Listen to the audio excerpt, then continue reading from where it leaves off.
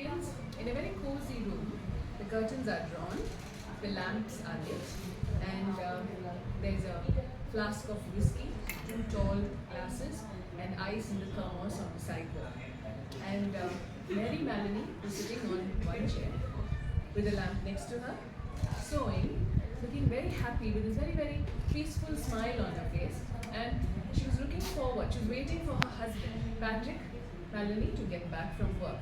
So there was an empty chair opposite her, and she kept looking at the chair every now and then and smiling to herself. She loved her husband. Of course, she had that, her skin had that translucent quality that pregnant women usually have. And she was into the 6th month of pregnancy. And she was waiting for her husband to come home, and she just liked his presence, after a full day of being lonely in the house. She loved seeing him sit there with his glass of whiskey, and seeing him relaxing and the way he looked at her, and she's full of love. And while she was waiting there, that's when she knew her husband, and she kept looking at the clock, not anxiously, so she knew every minute brought him closer to her. And finally, she has the car outside, and her husband walks in, and before he could, she rushes to say hello to him. And he comes in, pours himself a glass of whiskey and a very diluted one for her. And after handing it over, he sits down. He looks a little pensive. And she asks him, so, are you tired, darling? And he says, yes. And then she says, she looks at him for a while and then says, it's a pity, as a senior policeman like you shouldn't have to walk around so much. They should give you some time off. No reply. And then she says, it's okay, Patrick, if you're too tired, we won't go out. I didn't get supper ready because it's Thursday and we go out on Thursdays. But there's plenty of meat in the freezer. I'll get something ready. We can have supper here. You don't have to budge from your chair. No reply. Now she starts getting a little alarmed. She tries to draw him into the conversation. And then she says, okay, maybe I'll just go and get some crackers and cheese to start off with. And we can move on from there. And he says, no, I don't want it. So then she says, okay, then let me at least get supper.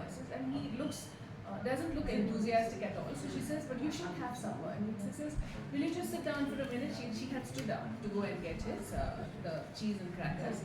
And he says, sit down, I have something to tell you. Please sit down. So she sits down, and then she's really alarmed, and her eyes are large on her pale face, and she's staring at her husband. He says, I have something to tell you. You'll have to listen to me. I didn't have to say it I didn't want to say it at this moment. I know it's a bad time, but I'm going to tell you anyway.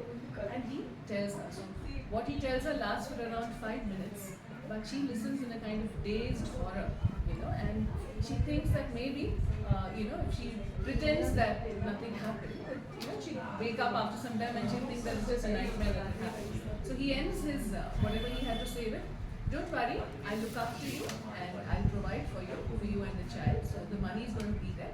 But let's not make a fuss about this whole thing, because if there's too much of a fuss, it's going to affect my career. I'm a policeman. So she listens to the whole thing, and she's still processing it, still in a state of shock. So she stands up and she says, I'll get supper. This time her husband doesn't stop her. She goes, it's like she's on a robot. She walks down the stairs of the cellar, goes into the deep freeze, and pulls out the first bit of meat that she gets, and it's wrapped so she doesn't see it, and she sees that it's a leg of lamb, and she unwraps it. Okay, so we'll have lamb for supper. So she's just thinking she's really not thinking, these are just some kind of motions she's following. She takes it, she comes up, and just as she passes the living room to go to the kitchen, her husband, who's at the window, not facing her, he's looking out the window, he hears her and he says, oh, for goodness sake, I don't want supper, I'm going to go out. Okay? And the minute he says that, Mary Maloney changes direction. She just walks up to him, and raising that frozen leg of lamb with both her hands, she brings it hard down on his head. And it takes a few seconds when he's actually standing there. He sways. And it's only when he crashes down, pulling the coffee table down with him, that reality strikes him. And she looks at him and tells herself, all right, so I've killed him. He's not moving. And then that's when everything kicks into place in her head. She's a detective's wife after all, and she knows what she's in for. She's killed her husband. So then she quickly goes into the kitchen, takes this leg of lamb, puts it into the oven, switches it on, and she goes up to her room, sits in front of the dressing mirror, and does her face up a little bit of touching up, and then she smiles. It doesn't come out right. She smiles again, and then she asks, in a very happy voice, hello Sam, can I have some potatoes and some peas, please? It doesn't sound right, she repeats it, she rehearses it, Then she goes down, picks up her coat, goes to the back door, to the grocery shop, which is just down the corner.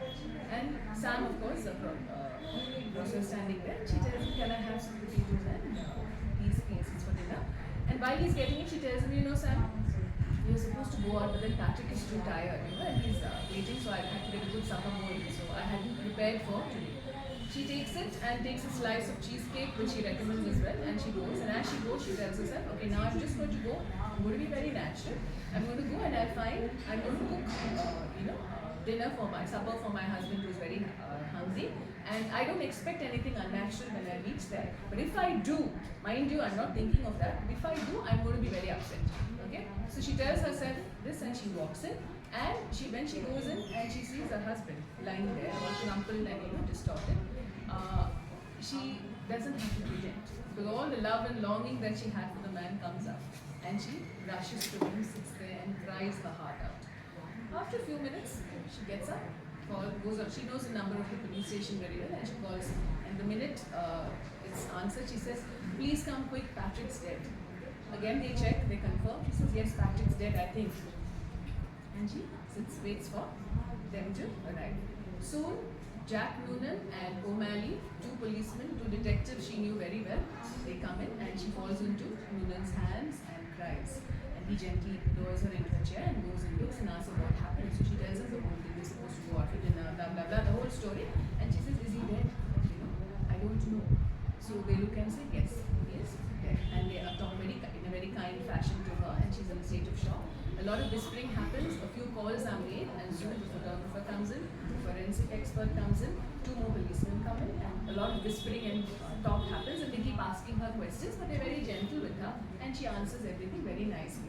And then they say, "Look, what's happened is your husband has been killed by some very hard, very huge, hard, metallic object, probably. So we're just going to look around for the for this particular thing. Shall we have a look? I hope you don't mind." She says, "Please do." Because they say, Jack tells her that the thing is, we have the saying that you find the weapon, you find the murderer. So we'll just look around, you just relax here.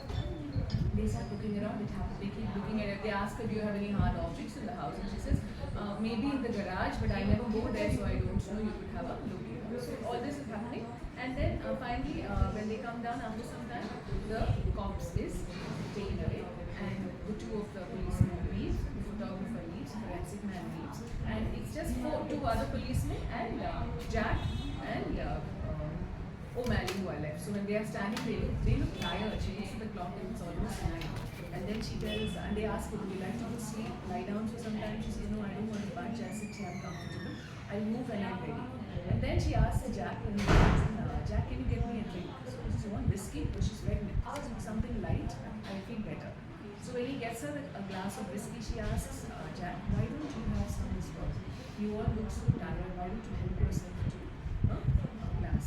So they say, "We are working, we can't possibly do that." But then she persuades them to do so, because after all, she knew them even out of work. She knew them, and she says, "No, you must have some." And so they're all standing around her, trying to comfort her, drinking a little whiskey. And then Jack says, "There's something in the oven. I'll just go check." And he goes and checks and says, calls out and says, "Mary, I think you've kept the meat is in the oven and it's cooked. Can I switch it off?" She says, "Yes, please do." When he comes out, she looks at him with her large eyes and she says, "Jack, will you do me a favor?" So he says, "Anything we can do, Mary. We feel bad for your loss." And she says, "Yeah, you know how hospitable Patrick was. And even if it is a situation like this, you are guests in my house, and we work so hard. I can't think of eating anything after what's happened today. Why will you have the meat that's already cooked? You see, how can we have it? He protests. But I'm not going to touch it. It's going to go to waste. Think about your friend Patrick. He would hate it if I was in hospital. He's very particular about guests being looked after. And she persuades them. So all the men go into the other room, and she can hear. She's sitting and she hears them helping themselves, and talking. They sound very sloppy when they talk because their mouths are full of meat. And she hears them conversing, and one man tells the other, "Why don't you take some more?" The other man says, "No, I don't think we should finish it." So the first man says, "No, I think she wants us to finish it. We'll be doing a favor to her. So let's finish it." So all of them are enjoying the meat. And as they're talking, one of them says, "But how is it that this whatever weapon was used to kill Patrick must have been way that the murderer could have taken it with him, you know. So it must be somewhere around. We'll surely find it. And so the other one says, you know, Jack, for all you know, the weapon might be under our noses. It might be under our noses, and we have to check the premises. And when he says that, Mary Maloney in the other room hears that, and she starts to give the story ends there.